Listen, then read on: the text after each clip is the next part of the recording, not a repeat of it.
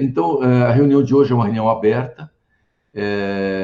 Eu queria falar que tenho o prazer de apresentar o professor, que apresentar não, né? Todos nós conhecemos ele, acho que eu vou fazer o contrário, ele me apresenta, mas o professor Ribas, que vai nos falar sobre simpatectomia, depois o Dr. Miguel Tedi, e depois eu falarei de alguns outros aspectos da simpatectomia. Então, eu vou passar a palavra para o Ribas, para que ele comece o assunto. Muito bem, professor Paulo, professor Miguel, é um prazer enorme estar dividindo essa reunião com vocês. Vocês me ouvem bem? Tudo tranquilo? Então, vamos lá. Como que eu vou começar uma aula de simpatectomia torácica e peridrose, mostrando a minha tese de doutorado sobre pleurodese por toracoscopia para tratamento dos derrames pleurais recidivantes? Foi aí que tudo começou, em 1992, quando um dos examinadores da minha tese era o professor Paulo Kaufmann, e ele fazia a simpatectomia cervical aqui no Hospital das Clínicas desde a década de 70, com incisão supraclavicular, e colecionava 20% de resultados com o Horner, como vocês estão aí percebendo. Isso era uma complicação muito importante, não só para os médicos que trabalhavam 2 horas, 2 horas e meia, 3 horas para fazer uma cirurgia como essa. Eles, como opção, inclusive com os pacientes, operavam apenas o lado dominante em alguns dos casos. E esse paciente, ele não está na pandemia do Covid-19. Ele vinha assim no pós-operatório porque ele tinha vergonha de se apresentar em público.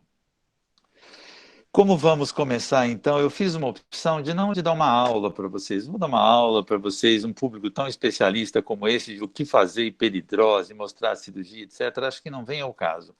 O que eu acho que foi mais interessante, foi a minha opção, é mostrar a história do que aconteceu aqui no Hospital das Clínicas, conosco, com todos nós, a disciplina, desde o ano de 1995, quando nós, com o professor Paulo Kaufmann, começamos a caçar, a palavra certa era essa, caçar alguns pacientes para levar no nosso ambulatório do tórax e poder fazer uma eleição se ele tinha ou não indicação da simpatectomia, juntando a nossa experiência com a toracoscopia que estava começando, mas a experiência do professor Paulo Kaufmann em fazer a simpatectomia, que naquela época era por ressecção. O nosso ambulatório da hipertrose começou e foi aberto em agosto de 2000. Ali, como vocês estão vendo, inclusive a Márcia trabalhava conosco com muito poucos pacientes.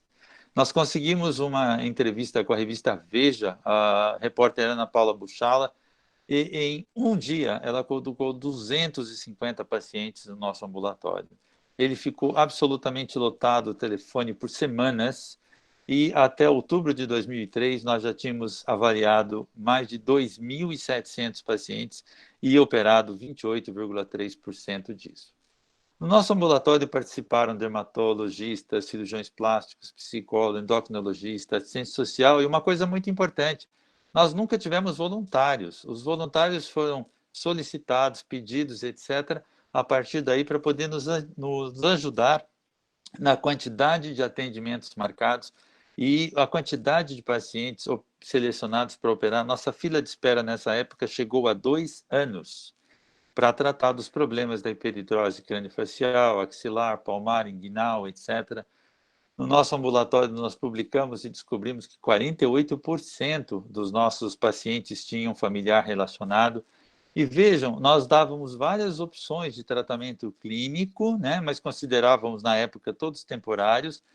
Sempre falamos naquela época que o tratamento cirúrgico era a simpatectomia cérvico-torácica como tratamento definitivo. E assim tinham várias propagandas na televisão, você imagine vendo isso, televisão, revista. E esta é uma filha de um colega de turma nosso, que se formou médica, hoje é radiologista aqui no INCOR, e é assim que ela fazia para tratar em casa.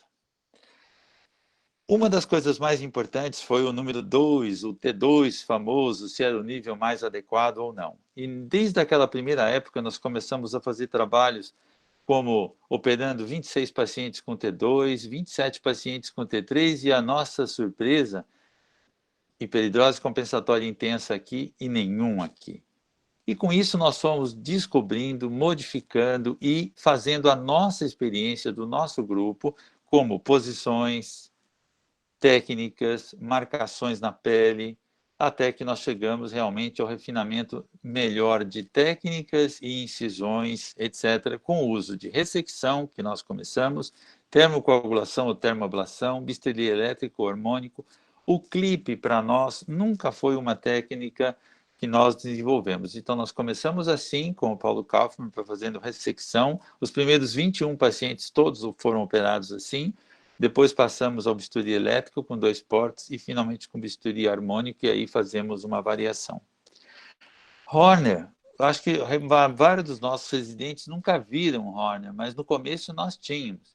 Esse é um Horner transitório, por incrível que pareça, e aqui ele cedeu ao 30º dia, e esse, infelizmente, um Horner definitivo.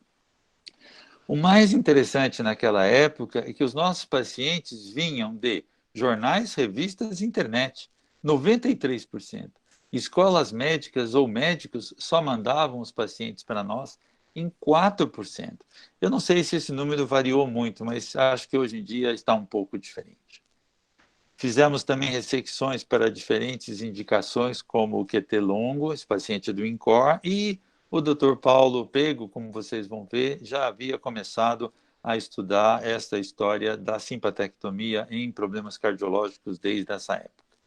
Também fizemos algumas indicações de dor abdominal para neoplasias, fazendo a ressecção do Splanck aqui naquela época, e inclusive existiam na literatura outras indicações como a enxaqueca, fobia social, etc. E um dos médicos do Einstein veio aqui no nosso ambulatório, frequentou durante alguns anos e separou alguns pacientes que foram operados com enxaqueca frequente, e ele reportou não só depois da cirurgia uma melhora em metade deles, mas também a diminuição da frequência. Esse é um trabalho publicado pelo Dr. Mário Fernando Prieto Pérez, do Hospital Albert Einstein, no nosso ambulatório. Estudamos muito o nervo de Kuntz, pró, contra, e para nós sempre foi contra. A reversão para nós aqui com o clipe nós realmente nunca aplicamos, e nem a cirurgia de reversão com a interposição do nervo intercostal ou nervo sural, que aqui está descrito pelo Dr. Timo Taralanta, mas nós fomos estudar e ver isso em 2003. Olha o residente aqui, junto com o Dr. Rafael Heisfeld, de Los Angeles, que tinha 23 pacientes na lista de espera naquela época. Nós tentamos, mas não conseguimos, e felizmente agora estamos tentando numa outra era, o estudo também da hiperidrose compensatória e como tratá-la cirurgicamente. Vamos começar isso agora, proximamente, na nossa pós-graduação. E aqui, nesta época, começamos o uso da oxibutinina ou do detrusitol para o tratamento da hiperidrose compensatória. Em 15 de fevereiro de 2003, foi um marco na nossa disciplina. Nós fizemos o primeiro simpósio internacional de simpatectomia. Na época, o Dr. Fábio Jatene era o nosso chefe, com o Dr. Sérgio de Almeida, né, e da cardiologia. Nós chamamos todos os especialistas do Brasil, que vocês estão vendo aqui, todos, inclusive o Dr. Peter Cooks, que começou a fazer esse tipo de cirurgia em Belo Horizonte, ou próximo de Belo Horizonte, na década de 50, e com o Dr. João Bosco Vieira Duarte, que trazia uma experiência. E todos esses especialistas, além de mostrar como eu faço, eles operaram. Nós operamos 12 técnicas de simpatectomia, 6 pela manhã e 6 à tarde, junto com o Dr. Chris Tedroth, e foi considerado até hoje, pelo Simpósio Internacional, o maior número de cirurgias feitas num único simpósio sobre simpatectomia. E o simpósio estava realmente muito bom. O Dr. Beirute está aqui, Dr. Paulo Kaufmann, Dr. Fábio começando. Aqui o auditório completamente lotado, com quase todos os especialistas do Brasil na época sobre isso, e colhemos de todos eles e depois distribuímos o primeiro consenso de simpatectomia em 2003, os níveis que nós fazíamos. Aí, graças a uma insistência do Dr. Ricardo Beirute, que ele me cutucou muito, eu queria deixar isso bem claro, para estudar a qualidade de vida em relação à simpatectomia. Aqui nós já fizemos a primeira jornada fora do hospital, né, sob o patrocínio nosso aqui, e aonde nós analisamos praticamente em 2004 aí os primeiros quase 1.000 casos operados desde 1995, né, aonde nós notamos que realmente o palmar axilar era o mais importante na infância, na adolescência, o nosso grupo. Nós tínhamos cirurgias que faríamos em 10 minutos, mas também algumas outras com fibrose, etc., com 4 horas e meia. Unilateral em 7 casos, alguns deles, e tínhamos 3% de complicações. A termoablação sempre foi o nosso carro-chefe, e aqui, na época, nós tínhamos vários tipos de cirurgias propostas, incluindo o gânglio T2, com um excelente resultado pós-operatório, mas nós começamos a notar que a sudorese compensatória é intensa quando o T2 estava incluído, e a partir daí esse T2 foi praticamente esquecido. A resolução era consistente na palmar, a chance de falha era um pouco maior na axilar, a plantar melhorava em metade dos pacientes inicialmente, a sudorese compensatória sempre nós consideramos um efeito previsível e com o 2 na maior intensidade. 2006, a qualidade de vida já estava muito mais desenvolvida para a melhora destes pacientes com hiperidrose palmar, axilar. Alguém já recebeu uma carta com uma nota de $100? Eu acho que eu fui um dos privilegiados. Infelizmente, foi apenas uma carta até hoje, né? Mas eu continuo na esperança de continuar recebendo, né, cartas com notas de $100 dentro, por favor. Hoje em dia, ainda mais com a telemedicina, vocês podem começar mandando assim. Qualidade de vida para quem tem rubor, suor, etc. E realmente, será que uma cirurgia pode mudar a qualidade de vida de um paciente? Nós baseamos os primeiros trabalhos com a doutora Mariane Amir, uma psiquiatra de Israel, que mandou este trabalho original em hebraico. O doutor João Carlos das Neves, ele traduziu do hebraico para o inglês, e a partir daí nós pedimos a colaboração com ela e desenvolvemos o nosso questionário aqui, e foi publicado no Annals com os primeiros 378 pacientes operados, onde nós mostramos que a qualidade de vida era ruim ou muito ruim em quase todos os pacientes e melhoravam para muito melhor ou um pouco melhor. Em 2003, nós tínhamos 86,4% dos casos com esta melhora. Em 2004, já com quase 562 questionários respondidos, nós estamos com 94,2%. Em 2006, com quase 1.000 questionários respondidos, com 95,8%, e assim fomos nos aprimorando. E em um levantamento parcial em 2009, com mais de 1.000 pacientes, nós também concluímos que esta melhora ela é mantida, mesmo depois de anos e anos de evolução. E com isso, nós, então, fizemos a nossa tese de livre docência em 2008. Então, eu queria só chamar a atenção para todos que uma dúvida clínica, um ambulatório bem feito, um banco de dados bem alimentado, uma equipe de multiprofissionais, de profissionais treinados, interessados no assunto, realmente um dia pode chegar a uma tese ou a um trabalho importante. Nós tínhamos recidivas, né, alguns casos, palmar, axilar, e nós, quando reoperamos esses pacientes, descobrimos que a cirurgia inadequada ou a falha, era uma falha técnica ou, infelizmente, ainda alguns colegas que operavam ainda com a curva de aprendizado não completa. Por incrível que pareça, apesar da cirurgia ser bastante simples.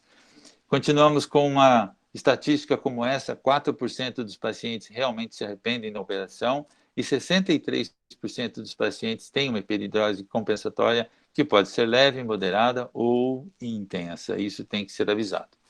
E para vocês terem uma ideia de como esses pacientes são muito críticos, isso nós recebemos num programa sem censura que tinha numa TV no Rio de Janeiro.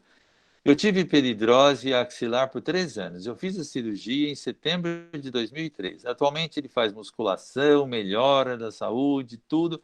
Mas para reduzir a transpiração compensatória na barriga, eu gostaria de saber se a acupuntura me deixaria 100% satisfeito, uma vez que eu estou 99,9% satisfeito. Incrível, mas esse é o nível, às vezes, de pacientes que nós temos para operar de hiperidrose, por isso que nós temos que tomar muito cuidado na seleção. O índice de massa corpórea também foi estudado no ambulatório. Esse meu colega de turma de ginásio, esperando na sala de espera para ver se eu poderia operá-lo, e, felizmente, nós comprovamos que não. Aqui, num trabalho feito também no nosso ambulatório, onde a sudorese compensatória é intensa nos pacientes com IMC muito alto, e esse é um paciente operado no grupo. Graças a Deus, nós abandonamos a ideia de operar esse tipo de pacientes. Outra coisa muito importante que foi introduzida na literatura brasileira, a termogênese induzida pela dieta. Hoje em dia é muito estudado isso e nós sabemos que a termogênese pode aumentar de 25% a 40% a produção de calor. Isto também foi introduzido e realmente está na literatura de uma forma importante hoje nas dietas. A hiperidrose em crianças menores de 12 anos, nós também começamos principalmente na seleção desse tipo de pacientes. E no Tórax 2007 no Brasil, nós tivemos o privilégio de, junto com o Dr. Mário Gesteira, organizar com colegas internacionais um dos maiores simpósios até hoje do ISSS, né, onde nós tivemos 330 participantes com 107 internacionais, e aqui nós preparamos o de 2009, o 8º simpósio do ISS, com um grupo, na época, dos mais importantes especialistas também da STS. E em 2009 nós estávamos lá e com este grupo de especialistas nós fizemos a proposição da nomenclatura, de como reportar, de como fazer, porque a simpatectomia naquela época e mesmo até hoje ainda pode ser considerada uma torre de Babel, né, com várias línguas sendo faladas e feitas ou técnicas de formas diferentes, mas naquela época nós tivemos a oportunidade de fazer a estadização do diagnóstico, das palavras-chave, de como classificar a hiperidrose compensatória e, para o nosso orgulho, o trabalho escolhido de classificação foi publicado no Jornal Brasileiro de Pneumologia em 2008, também com a participação do nosso grupo. A partir daí, de 2009, não é mais reportado como orientado pelo gânglio, e sim pelos arcos costais. E uma das coisas muito importantes para que a ressecção seja completa, o arco costal superior e inferior está descrito na literatura, e os dois trabalhos mais importantes que descrevem esta técnica, também temos orgulho de falar que um deles foi feito aqui no nosso ambulatório. As perguntas mais importantes no pós-operatório imediato, no pós-operatório tardio, no termo de consentimento. E, para quem não sabe, o Dr. Fábio Jatene fez um levantamento muito importante sobre o que nós tínhamos de ciência, realmente, de evidência, né, nessa época, em 2009. E ele publicou, e aqui um slide que o Dr. Hélio vai adorar. Simpatectomia, 2007, nós fazíamos parte de quase 25% a 30% do movimento do grupo. O derrame maligno, e o Dr. Hélio estava lá embaixo. Hoje, eu que tenho raiva dele, porque ele inverteu completamente isso aqui. O Dr. Hélio está muito mais acima do que nós na simpatectomia. Ele realmente colocou esse gráfico aqui de cabeça para baixo. Parabéns ao trabalho do Dr. Hélio, né? O Dr. Fábio, então, concluiu que a simpatectomia, apesar de ser considerada um standard, etc., ainda tinha muito debate sobre a técnica, principalmente o nível, quantidade, peridrose compensatória, se ele voltava ou não, qual seria o melhor follow-up. E ele, na época, fez um levantamento de 779 artigos, ali que vocês poderiam ver e notar como que estava crescendo na literatura, ele separando os bons dos ruins, e fez os cálculos necessários juntos com a Rosângela, e ele encontrou 20 artigos realmente sobre técnicas cirúrgicas, 11 deles randomizados, 113 artigos sobre técnicas, mas apenas 18 eram realmente estudos comparativos. E apesar do número grande, mais de 10 mil, acho que na época tinham, que era um procedimento seguro, reprodutível, etc., infelizmente o nível de evidência científica, aliás, inclusive ele somou os outros, todos os torácicos na época, né, ainda tinham um nível de evidência bastante baixo. E, para nossa alegria, né, a partir de 2009, com um grupo da American Thoracic Society, nós conseguimos fazer também um trabalho importante desse tipo. A doutora Ayash, aqui, a Aisha Bryant, ela fez um trabalho brilhante, e dos 12 trabalhos mais importantes que eram randomizados e as 42 referências que foram utilizadas para cálculo desse consenso, nós também temos o privilégio de estar com 4 dos 12 trabalhos, ou seja, 30% dos trabalhos mundiais que foram escolhidos para esse consenso saíram aqui do nosso ambulatório. Isso para nós foi muito interessante. E o mais importante na conclusão do consenso, uma seleção criteriosa desses pacientes tinham que ser estabelecidas. E a partir daí, a oxibutinina também entrou nesse ranking e nos últimos anos tem sido uma das principais formas de selecionar. Nós ficamos tão contentes saindo da Dinamarca quando apresentamos isso, que eu notei alguma coisa diferente nas nuvens sobre a Dinamarca. Eu não sei se vocês conseguem notar, mas era o que estava escrito lá, né? Não foi eu que inventei. Terminando a minha apresentação, eu queria mostrar o nosso primeiro trabalho em 97, ainda nos primeiros casos, primeiros 24 procedimentos que nós fizemos, praticamente quase todos ainda com ressecção. Foi publicado em 98 no Colégio Brasileiro, na revista do Colégio Brasileiro de Cirurgia.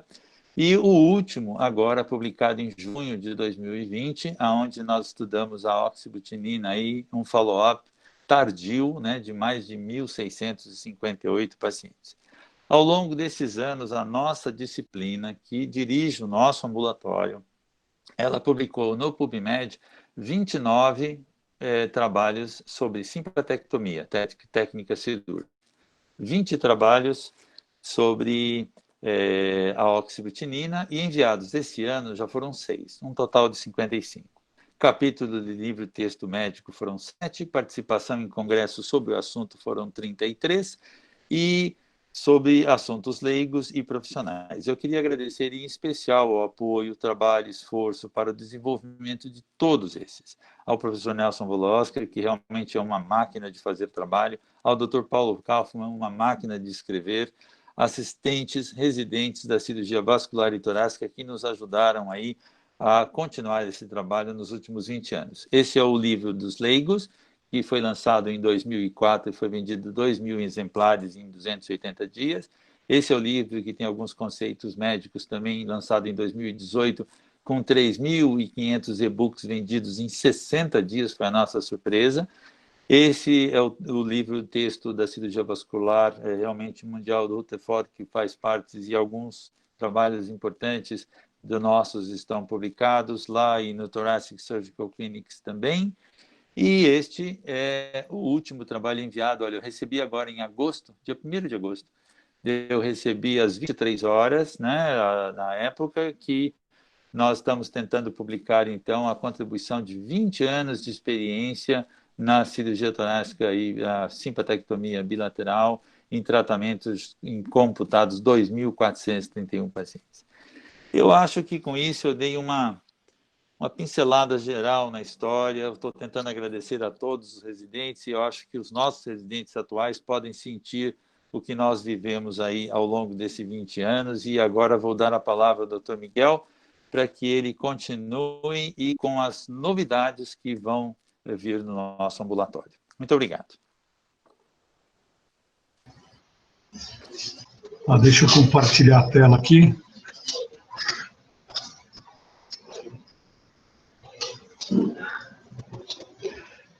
Eu queria rapidamente apresentar um protocolo que a gente está desenvolvendo aqui no serviço e já está em andamento esse protocolo, mas eu vou tentar rapidamente sumarizar para que a gente possa ter uma visão completa e até para ouvir a impressão dos colegas sobre isso.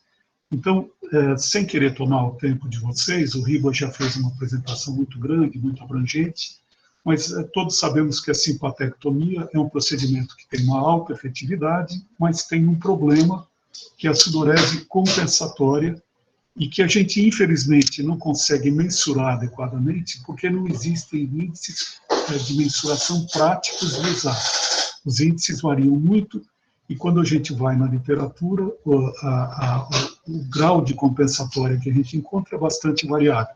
Mas é indiscutível que a sudorese compensatória é o maior problema que decorre da simpatectomia. Então, nesse cenário, o problema que é a ser abordado e que a gente queria estudar seria avaliar estratégias para reduzir a compensatória pós-simpatectomia. Baseados nisso, nós montamos um estudo, e esse estudo tem basicamente duas hipóteses. O que a gente tem colocado, o que a gente tem como dado real, é que a simpatectomia bilateral restabelece a qualidade de vida. Logo, a hipótese alternativa do estudo, a primeira hipótese seria que a simpatectomia unilateral do lado dominante pudesse ser compatível com uma qualidade de vida adequada para os pacientes. Só para fazer um parênteses, eu não sabia que quando começou a simpatectomia com Paulo Kaufmann, ele fazia unilateral, e aqui, para a gente ver como a história é cíclica, nós voltamos a fazer a simpatectomia unilateral do lado dominante. E a segunda hipótese do estudo é que a compensatória seria a mesma se você operasse o doente de forma bilateral, mas a hipótese do estudo é que a compensatória seria menor pós-simpatectomia bilateral em 2 estágios. O racional disso é que, uma vez feito de um lado, esse lado acomoda a compensatória, e quando você opera do outro lado, ele teria menos compensatória. Então, o estudo está baseado nessas duas hipóteses que a gente está estudando. E, para destacar, a inclusão de pacientes é apenas de pacientes destros. Pacientes canhotos são excluídos, porque o que o estudo avalia é hiperidrose palmar. Não faz sentido estudar um doente canhoto, tendo em vista que o comprimento social com a mão direita é o principal incômodo desses pacientes. Rapidamente, como está desenhado o estudo? São 200 pacientes que vão ser randomizados, 100 pacientes fazem o tratamento clássico, tradicional, que é a simpatectomia bilateral sequencial, e 100 pacientes são randomizados para a simpatectomia unilateral dominante.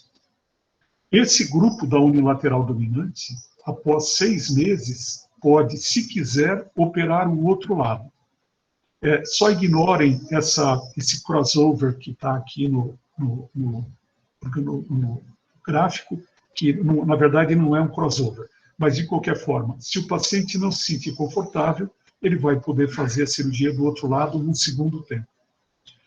Os instrumentos que o estudo usa para avaliar é o HDSS, que é talvez a melhor escala que existe para avaliar a sudorese compensatória, e são 2 questionários de qualidade de vida, o Hidrocol e o Horner, e o Horner, inclusive, foi desenvolvido no nosso meio, e parece ser um questionário muito bom. Foi validado e desenvolvido no nosso meio. Um fato que é fundamental nesse estudo, tem sido fundamental, é que para a coleta de dados nós estamos usando o REDCap, que todos conhecem, e que ele permite que o estudo seja conduzido inteirinho, sem o uso de papel.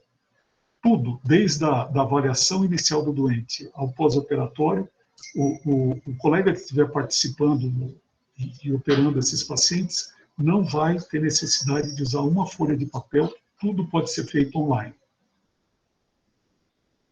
Quando nós montamos o desenho do estudo, nós fomos fazer o cálculo do N, e isso deu que seriam necessários operar 200 pacientes cirúrgicos. E nessa condição, a única solução viável seria fazer um estudo multicêntrico. Então, foi daí que surgiu esse estudo, cujo nome é Avaliação da Sudorese Compensatória pós-simpatectomia bilateral sequencial ou simpatectomia unilateral exclusiva do lado dominante, um estudo multicêntrico randomizado. E esse estudo, inclusive, virou o projeto de tese de uma colega aqui do serviço, que é a Niura. Acho que grande parte de vocês conhece a Niura. Olhando para o estudo, ele certamente tem limitações. A principal limitação que esse estudo tem, a nosso ver, é o fato de que ele não tem um instrumento de avaliação objetivo ou biológico. Então, a avaliação vai depender muito da memória do paciente. São questionários, tanto o HBSS quanto o questionário de qualidade de vida, vai depender da resposta que o paciente dá. Nós já tivemos experiência que o paciente, por exemplo, ao responder o questionário, numa determinada, por exemplo, no pré-operatório e no pós-operatório, ele às vezes modifica respostas que ele deu da primeira vez, em áreas não operadas. E fica aquela dúvida, seria melhor ele responder espontaneamente? Seria melhor ele responder apresentado pelo médico? Seria melhor que ele respondesse o questionário, tendo o questionário que ele respondeu previamente em mãos? Então, tudo isso mostra que esses métodos têm as suas limitações, uma vez que a gente não tem um método objetivo de mensurar a suor. Até existem, mas são muito complicados. Outra limitação do estudo é que o nível de ressecção da cadeia simpática que a gente utiliza no estudo é o T4, porque isso é a nossa prática clínica. Certamente que se a gente usasse o T2 como nível de ressecção para palmar, isso desencadearia mais sudorese compensatória e talvez favorecesse as hipóteses do estudo. Porque uma vez que se opera T4, pouca gente vai ter compensatória, pouca gente vai ter o estímulo para querer operar de um lado só. Então, esse nível de ressecção certamente vai influenciar o resultado que a gente vai ter. E a terceira limitação é o índice de massa corpórea. E isso é um problema sério, porque quando a gente coloca para operar simpatectomia em pacientes que têm o peso corpóreo adequado, tipo índice de massa corpórea até 25, você dificilmente vai ter compensação. Isso significa que todo o contingente de pacientes que tem mais do que 25 de índice de massa corpórea, ou 26, enfim, o número determinado, fica sem tratamento. Porque esses doentes ou operam ou praticamente não tem tratamento. E talvez, se a gente tivesse, por exemplo, um estudo desse, com índice de massa corpórea de 30, fosse um alto estímulo para os pacientes adotarem a unilateral ou, por exemplo, adotarem a em 2 tempos. O estudo tem alguns aspectos bem positivos, a nosso ver. Por ele ser multicêntrico, ele abrange grande parte do Brasil. A distância entre o centro mais ao norte e mais ao sul é quase 4.000 quilômetros, então representa bem o país como o Brasil. Outra coisa que nos parece boa é que ele permite avaliar as duas hipóteses, de operar unilateral e o paciente ficar bem, ou de operar bilateral em 2 etapas e o paciente ter menos compensatório. E, finalmente, um aspecto que a literatura discute é sobre o desenho do estudo ser o que eles chamam explanatório ou trial de efficacy trial e os trials pragmáticos. Basicamente, o que eles estão discutindo aqui é o fato de que se você monta um estudo num centro que é altamente especializado, você pode, talvez, conduzir o resultado. E o que eles chamam de trials pragmáticos são trials que admitem o dia a dia do pesquisador e não um estudo montado em condições controladas, por exemplo. E o nosso tem todas as características de ser de pragmático trial. Tivemos um problema. No critério de inclusão do estudo, a gente acabou fazendo com que pacientes que tivessem sudorese axilar pudessem entrar no estudo. Isso foi um problema, porque teve caso que o paciente quis reoperar o outro lado, não por causa da sudorese da mão esquerda, mas por causa da sudorese da axila esquerda. Mas isso tem solução, a literatura mostra que nós ainda podemos excluir esse segmento, lógico que analisando, mas fazendo com que entrem mais casos que poderão ter só a mão e dessa forma a gente listar esse tipo de problema. E tem o problema de recrutamento de centros de investigação. Nós começamos com 10 centros, é muito complicado isso, os colegas, quando você conversa com um colega, a imensa maioria quer participar, mas às vezes o colega não tem condição, porque ele tem uma fila de câncer de pulmão muito longa para operar. Você não vai querer que ele pare de operar câncer de pulmão para operar os casos de simpatectomia. Mas muitas vezes, apesar da fila, ele não tem vaga de UTI. Então, ele precisa ter casos menores para incluir no estudo. Então, essa seleção é complicada.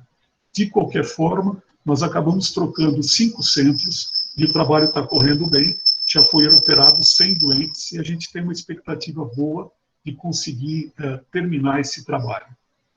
Só para mostrar os centros que participam, provavelmente todo mundo se conhece, mas o Hospital Universitário Oswaldo Cruz, em Recife, a Santa Casa de Salvador, o pessoal de Manaus, da Universidade Federal, o Hospital das Clínicas de Belo Horizonte, o Hospital da Universidade Federal de Grande Dourados, com o Fábio, que fez residência aqui, o Hospital Universitário de Brasília, e tem também o Hospital de Base de Brasília, a Liga de Natal e o Hospital Geral César Claus, em Fortaleza, compondo os 10 centros que participam do estudo.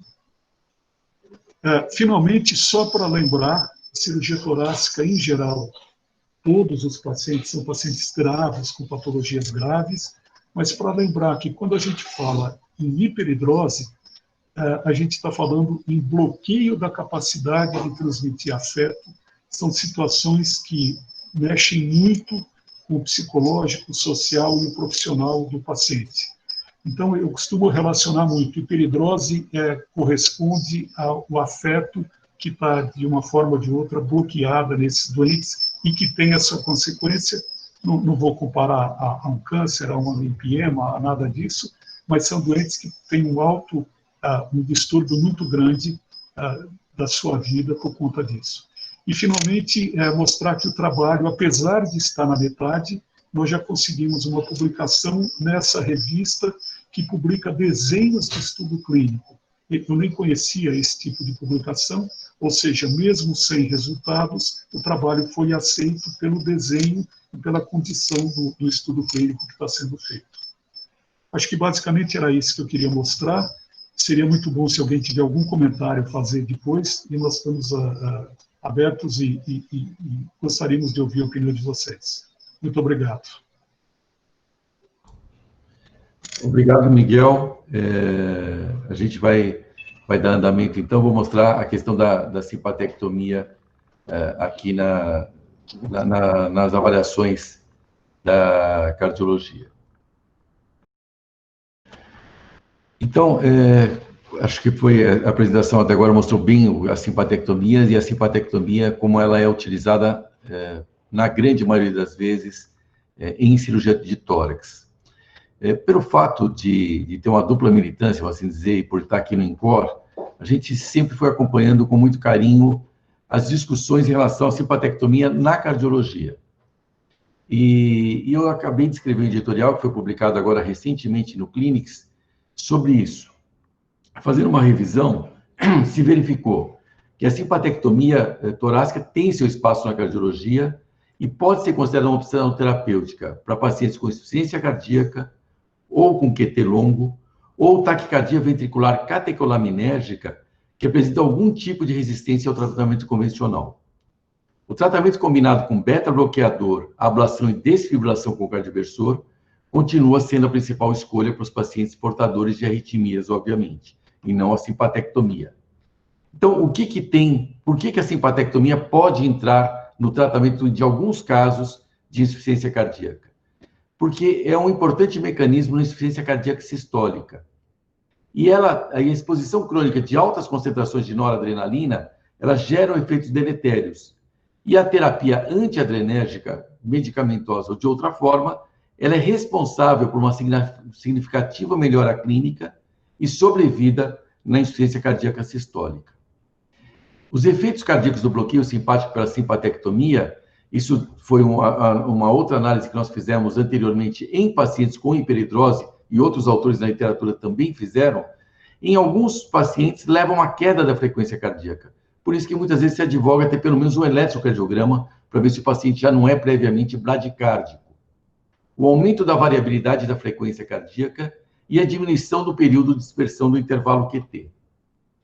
Os efeitos cardíacos são mais relacionados tanto ao gânglio estrelado, e aí ao contrário do que foi dito até agora, né? Esse é o problema desse tipo de intervenção, principalmente em relação ao Horner, porque você tem que fazer uma intervenção bem mais alta do que se faz habitualmente para uma hiperidrose.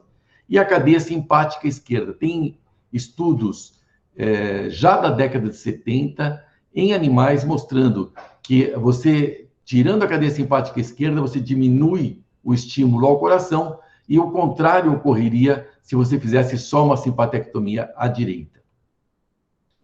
E essas evidências que o bloqueio à direita pode ter efeito adversos, isso foi mostrado inicialmente experimentalmente, mas também a nível clínico, com aumento de arritmias ventriculares e uma vasodilatação periférica intensa. Então, na simpatectomia, no tratamento da síndrome do QT longo, talvez seja melhor estabelecida, a terapêutica mais bem estabelecida do ponto de vista dessas duas nuances, da simpatectomia em si e de doenças cardiológicas. Então, o bloqueio simpático cérvico-torácico, ele é um tratamento que é feito com sucesso, em especial para pacientes com contraindicação ao uso de beta-bloqueadores, por intolerância ao uso de beta-bloqueadores. Ele pode prevenir a ocorrência de síncopes, arritmias ventriculares sustentadas e diminui também a incidência de morte súbita. Quer dizer, é outro tipo de doente que a gente está lidando, obviamente. A simpatectomia para insuficiência cardíaca, ela é feita com anestesia geral, intubação traqueal, é muito semelhante ao que já foi mostrado pelo Ribas, posição supina com o braço estendido, monitorização extensa. Esses doentes são bem mais graves, então eles precisam ser bem monitorizados. Tem uma característica que a incisão inferior, ela tem que ser lateralizada do lado esquerdo para evitar lesão cardíaca. Muitas vezes, esses doentes têm uma cardiomegalia imensa, então tem que tomar um cuidado extra nessa condição. E nós fizemos, isso foi um outro dado que é interessante, no primeiro momento, para insuficiência cardíaca, ninguém tinha feito isso no mundo. Nós fomos pioneiros. Foi uma tese de doutorado que também foi publicada em 2 revistas, ganhou até um prêmio no Arquivos Brasileiros de Cardiologia como o melhor trabalho daquele ano, e foi publicada na revista europeia de Heart Failure, que nós usamos, como era a primeira vez que tinha sido feito no mundo isso, nós utilizamos clipes, porque foi a única forma da comissão de ética aprovar. Porque eles falaram, olha, como nunca foi utilizado, os pacientes são muito graves, de repente você pode cortar e o doente ter um problema tão grave que leve a uma intratabilidade clínica. Então, o uso de clipes foi feito para permitir essa reversibilidade precoce, se fosse o caso do tratamento. Você colocaria o clipe no primeiro PO, no PO imediato, se fosse necessário, você faria a reversibilidade. Então, esse aqui é um slide mostrando, um desenho mostrando isso. Aqui, nesse caso, o clipe lá em cima, vocês veem no gânglio estrelado, pegando o terço inferior do gânglio estrelado, para tentar justamente não evitar o Horner, mas pegar toda esta região, que é a região que inerva o coração. Isso, como eu falei, esse trabalho ganhou o prêmio de melhor trabalho do ano no Arquivos Brasileiros, que foi esse bloqueio simpático esquerdo para videotoracoscopia no tratamento da cardiomiopatia dilatada. Como eu falei, esse trabalho ninguém havia feito antes a nível internacional. E mostrou uma melhora desses pacientes. Eram pacientes que a fração de ejeção média de 25. Vocês notem que era realmente muito baixa e passou para 32 no pós-operatório com 6 meses de seguimento. Foi a tese do Germano, um cardiologista aqui do INCOR, e que foi publicada no European Journal of Heart Failure, e mostrando essa condição. Nós fizemos 10 doentes cirúrgicos e 5 do grupo controle, e melhorou a qualidade de vida e melhorou os testes físicos em 6 meses. E aqui mostrando a fração de ejeção estudada por cintilografia radioisotópica, mostrando também uma melhora da fração de ejeção nesses doentes tratados. Esse é um artigo que está acabando de ser finalizado para ser submetido, que eu acho que tem uma expectativa ainda maior, na verdade, do ponto de vista de repercussão internacional, que é você fazer a simpatectomia em pacientes que já são portadores de arritmia ventricular graves, com miocardiopatia chagásica, todos com portador de cardioversor, de desfibrilador, e tomando choques recorrentemente. Então, esses pacientes nós estamos fazendo esse estudo prospectivo, randomizado, em que uma parte vai para novos estudos fisiológicos, obviamente esses doentes já estão otimizados do ponto de vista clínico, e uma parte vai para cirurgia. E esse trabalho está mostrando, como eu mostrei anteriormente aqui, uma melhora, o PDO menor que 0,001, uma melhora no follow-up quando os pacientes são submetidos à cirurgia. Eu acho que isso é o que eu queria mostrar para vocês. Acho que o caso que vai ser mostrado em seguida, ele vai nos ajudar a afirmar esses conceitos. Muito obrigado a todos. Bom dia a todos. Eu sou Samuel, sou residente do 4º ano aqui do nosso serviço de cirurgia torácica. Vou apresentar o quadro, aqui, o nosso caso clínico.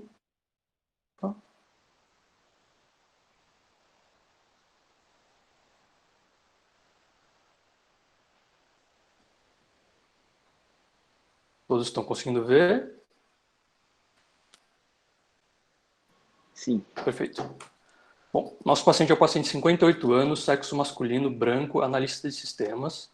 É um paciente que, em 1976, aos 15 anos de idade, teve um diagnóstico de febre reumática e, em 1999, o paciente começou com sintomas de insuficiência cardíaca, foi evidenciado um acometimento valvar e, em 1999, foi, então, submetido a uma troca valvar da válvula mitral e da válvula aórtica por prótese biológica. Esse paciente, ainda em 2009, ele apresentou um quadro de síncope enquanto realizava uma atividade física. Então foi realizado um estudo eletrofisiológico cardíaco que verificou um bloqueio atrioventricular multinível com uma taquicardia ventricular induzível monomórfica sustentada. O paciente durante o exame apresentou hipotensão, inclusive necessitou de cardioversão elétrica durante o exame. Foi então indicada a colocação, em fevereiro de 2010, de um CDI, que é o dispositivo cardioversor desfibrilador implantável. Esse paciente em segmento ambulatorial, ele necessitou ainda de introdução de amiodarona e alguns ajustes do CDI para adequar o ritmo cardíaco. E em janeiro de 2012, 2 anos depois, o paciente ele apresentou uma insuficiência da válvula mitral e uma rotura de uma das válvulas da válvula aórtica, o que culminou com uma necessidade de uma retroca das válvulas mitral e aórtica novamente por prótese biológica. Esse paciente, no pós-operatório, primeiros 2 meses, ele apresentava alta densidade de astacistas ventriculares e choques por conta do CDI, e foi então introduzido o mixetil. Em 2014 foi quando ele teve a primeira tempestade elétrica. O paciente ele apresentou 17 choques seguidos. Nessa ocasião, ele precisou de internação e amiodarona endovenosa. Em 2016, um novo episódio de tempestade elétrica, dessa vez com 8 choques. Ambulatorialmente, foi então aumentada a dose da amiodarona com controle parcialmente satisfatório. Ainda em 2016, foi evidenciado que o paciente apresentou hipotireoidismo decorrente do uso da amiodarona. Por conta disso, em abril de 2016, foi então necessário uma internação eletiva com uma proposta de um novo estudo eletrofisiológico e possivelmente uma ablação.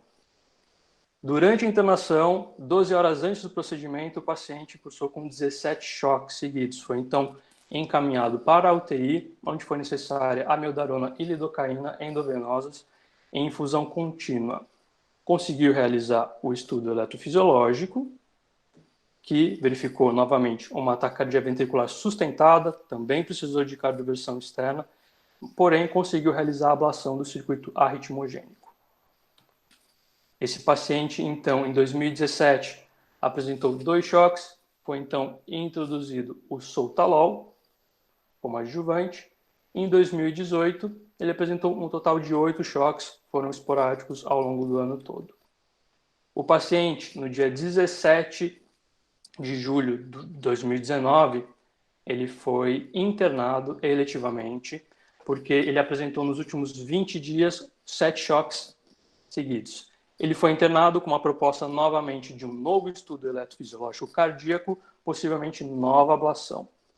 Inicialmente, assim, na internação, foi realizado um ecocardiograma O ecocardiograma ele mostrou apenas um aumento moderado do átrio esquerdo, uma função sistólica diminuída, principalmente as custas de uma cinesia nos segmentos médio e basal da parede lateral. Tinha uma ectasia de aorta, uma aorta ascendente de 50 milímetros e uma fração de ejeção de 45%.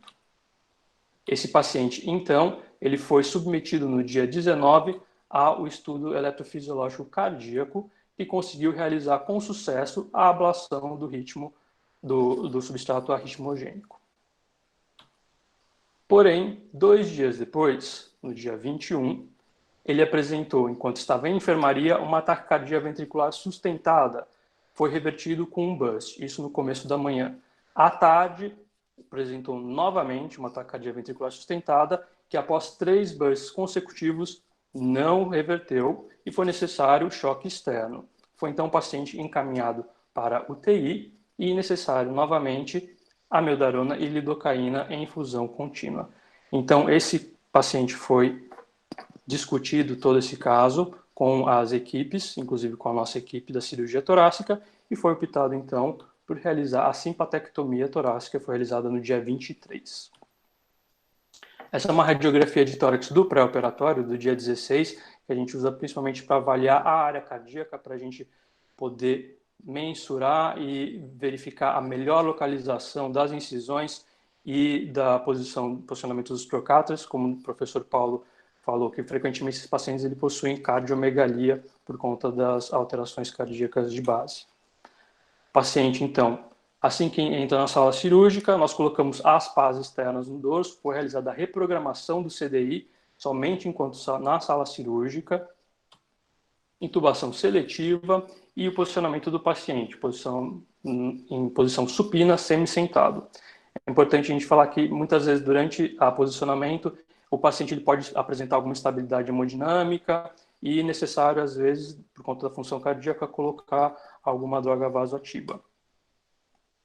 Como o professor Paulo mencionou já, nós iniciamos o sempre, na verdade, pela esquerda, porque caso o paciente apresente alguma instabilidade hemodinâmica grave ou alguma arritmia cardíaca que não conseguimos reverter, a gente garante pelo menos a simpatectomia unilateral esquerda, que também tem resultados positivos do controle do ritmo cardíaco. E como ele também já mencionou, muita cautela na incisão inferior esquerda, porque muitas vezes os pacientes apresentam algumas dilatações das câmaras cardíacas, então a gente tem que ter um cuidado essencial. Nós realizamos, então, a ressecção do terço inferior do gânglio estrelado até T4 com o uso do hook harmônico. Para quem não conhece, acredito que a maioria de nós já conhece, o hook harmônico ele é constituído aqui pelo console gerador, também tem um pedal, esse do canto inferior esquerdo.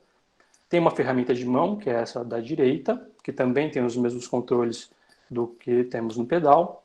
E ele permite o corte e a cauterização dos tecidos através do uso das vibrações ultrassônicas. Ele não usa corrente elétrica. E isso leva ao menor risco de lesões inadvertidas do gânglio estrelado, que está associado, né, como a gente já mencionou, ao síndrome de Horner no pós-operatório. Este é um vídeo. Então, aqui nós estamos com a delimitação da cadeia simpática. A gente vai delimitando a localização da ressecção. Lembrando que o limite superior da nossa ressecção é o terço inferior do gânglio estrelado e o limite inferior é o T4. Como eu mencionei, usando o hook harmônico. E é realizada, então, a ressecção e retirada desse segmento da cadeia simpática.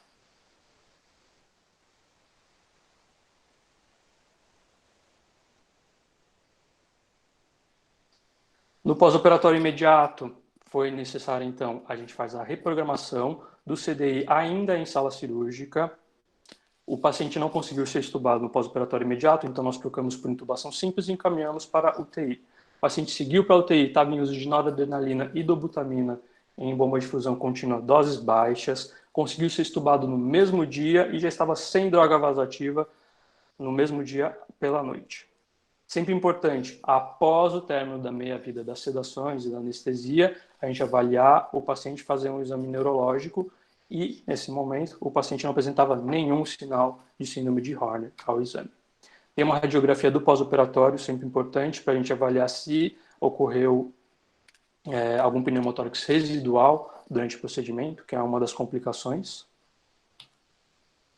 Esse paciente, então, ficou na UTI até o dia 25, foi para a enfermaria, foi transicionada a meldarona para a via oral. E ele recebeu alta hospitalar no dia 28. Em segmento ambulatorial, esse paciente já tinha comparecido em 2 consultas. Na primeira consulta, 2 dias após a alta hospitalar, ele apresentava, na avaliação do CDI, uma taquicardia ventricular não sustentada e uma alta sustentada, ambas sem necessidade de choques. Foi só necessário, então, a ajuste do beta-bloqueador, do metoprolol. E, posteriormente, em outubro, o paciente retornou e ele apresentava, na avaliação do CDI, nenhum episódio de taquicardia ventricular com necessidade de choque.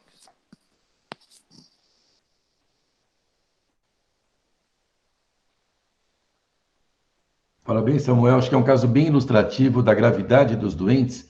Esse doente, vocês notaram, né? Ele foi trocado a válvula 2 vezes, foi troca das 2 válvulas, depois retroca, CDI, vários estudos eletrofisiológicos, medicação otimizada e nada resolvia.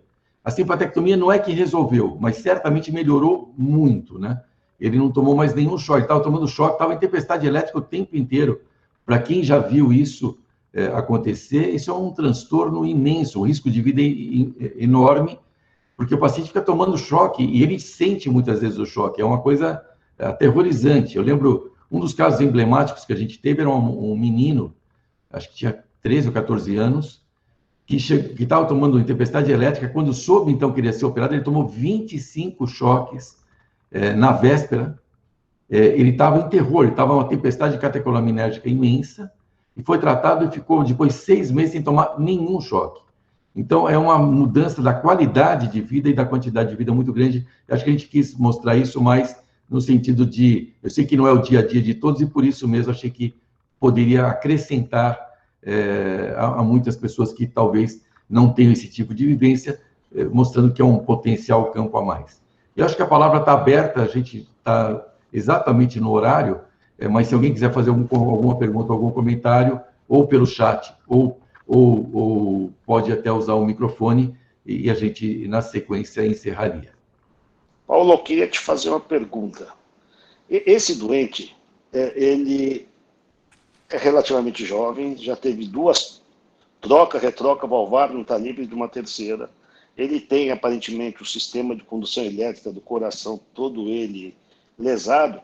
Não seria um candidato a um transplante cardíaco? Ao invés de... Vejam, primeiro, o resultado da sua simpatia foi brilhante, mas veja tudo o que já aconteceu com ele. E depois uma segunda colocação, você tem uma sugestão. Por que você não procura fazer tudo pela axila, com 1 ou 2 incisões, fugindo da incisão lateral que pode ferir o coração?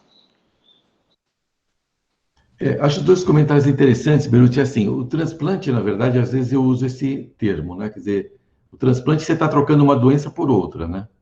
Então, primeiro, assim, acho que o transplante, ele pode, é sempre uma coisa que pode ser utilizada, e que algumas vezes é uma das indicações, por exemplo, de angina intratável e indicação de arritmia intratável, né? Ele algumas vezes é utilizado para isso. Mas também tem 1000 problemas, quer dizer, você precisa ter o doador a tempo, precisa a sobrevida média desses pacientes. Veja, esse doente, tudo bem, ele está sofrendo, mas ele já está 20 anos nisso, ou 25 anos, sei lá. Se pegar desde a primeira cirurgia, ele está 25 anos. Fora essas tempestades elétricas, ele está trabalhando, ele está tocando a vida. Ele toca a vida normalmente. É muito raro, talvez não tenha nenhum caso no mundo. Acho que o caso mais longevo que eu vi de transplante, que é o mais longevo do mundo, eu até tenho uma foto com esse paciente, foi uma coincidência, encontrei com ele num congresso em Nice, há uns 3 ou 4 anos atrás. Ele tinha sido operado pelo Stuart Jameson, em Stanford ainda, quando o Stuart Jameson estava em Stanford.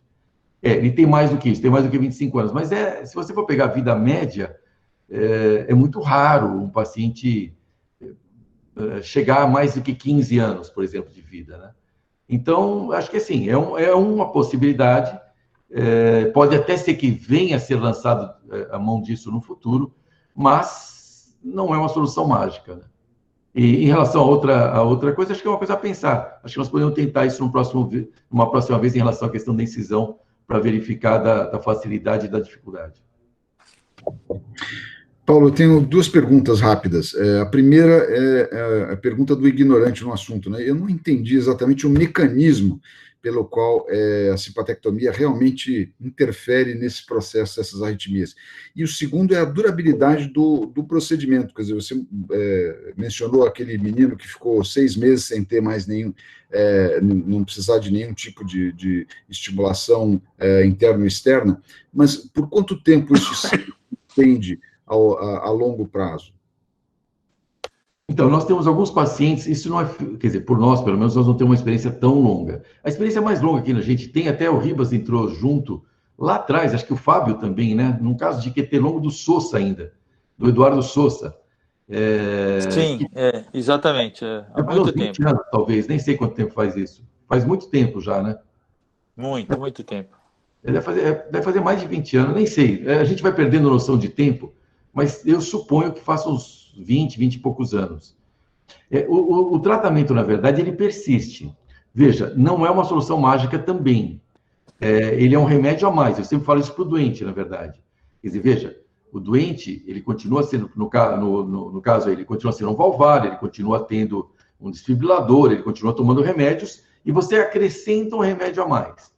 Isso bem mal comparando a timectomia na miastenia graves. O que é melhor? Eu sempre penso isso. O que é melhor? Você tomar uma dose alta de corticoide o resto da vida?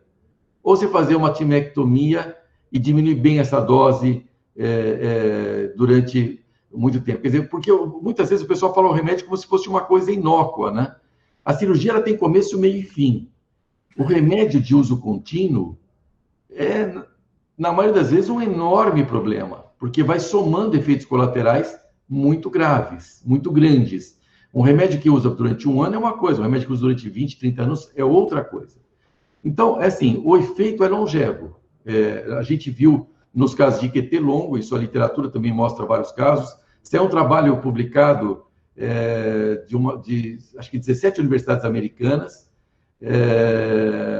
da Harvard era uma, Texas outra, estava mostrando quase 200 casos de simpatectomia em cardiologia, mostrando que o resultado é bom. Mas, volto a dizer, é um remédio a mais, não é a cura de todos os males. A longevidade é alta. Eu não lembro se você esqueceu alguma coisa que você falou. Não, desculpa. Não, a outra coisa era a respeito do mecanismo, realmente, pelo qual isso atua, né? Eu não entendo direito esse mecanismo. Você pode explicar rapidinho, assim, de novo, como é que funciona? O mecanismo é assim, a estimulação elétrica do coração, ela vem pelo nervo simpático, né? Principalmente do gânglio estrelado até o T4, até o G4. Então, na verdade, isso está bem documentado também já há muito tempo. Vários desses elementos, beta-bloqueadores, o que os beta-bloqueadores fazem? Eles querem bloquear isso. Eles querem fazer uma simpatectomia, entre aspas, química, né? Então, e aí tem também, como eu falei antes, tem os efeitos colaterais, tem os prós e contras do medicamento de longo prazo, e tem aqueles pacientes que toleram bem altas doses, e tem pacientes que toleram mal altas doses. Fora os efeitos colaterais que não são pequenos quando o paciente toma altas doses, né? Então, de novo, principalmente neste momento atual do conhecimento, isso não é usado como primeira opção de jeito nenhum. Você nota que esse caso que foi mostrado é um caso muito ilustrativo. Quer dizer, a gente já tinha feito tudo o que tinha direito, não tinha, entre aspas, mais o que fazer. Quer dizer, você tinha 3 opções aí.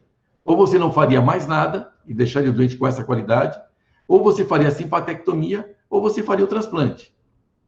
Como eu já comentei antes, tudo tem prós e contras. A gente achou que naquele momento a simpatectomia podia ser uma boa opção, e naquele doente, em vários outros que a gente operou e que não mostrou agora, isso tem se mostrado uma boa opção, e a gente vai vendo. Por exemplo, aquele grupo de CC, que foi a tese do Germano que eu mostrei muito rapidamente. Boa parte dos doentes melhoraram, mas veja, se você pegar um grupo de classe funcional 4, esses doentes não têm indicação de Cipater. O paciente com CC classe funcional 4, a indicação hoje é de transplante, né? Todos os outros métodos, cardiomioplastia, resincronizador, Cipater, mostram que o resultado não é bom.